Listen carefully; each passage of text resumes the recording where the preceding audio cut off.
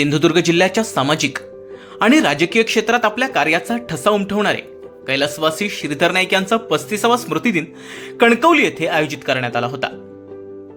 या कार्यक्रमाला मोठ्या संख्येनं नागरिकांची उपस्थिती लाभली.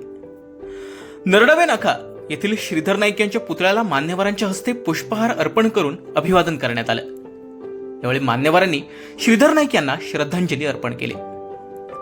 या कार्यक्रमाला माजी खासदार विनायक राऊत, माजी खासदार सुधीर सावंत, माजी आमदार वैभव नाईक, नगराध्यक्ष संदेश पारकर, ठाकरे सेनेचे संपर्क प्रमुख अरुण दुधवडकर, उपनगराध्यक्ष सुशांत नाईक, काँग्रेस जिल्हाध्यक्ष अरविंद मोंडकर, राष्ट्रवादी शरद पवार पक्षाचे तालुकाध्यक्ष अनंत पेळणकर, नगरसेवक संकेत नाईक यांच्यासह विविध राजकीय व सामाजिक क्षेत्रातील मान्यवरांसह श्रीधर प्रेमी मोठ्या संख्येने उपस्थित होते.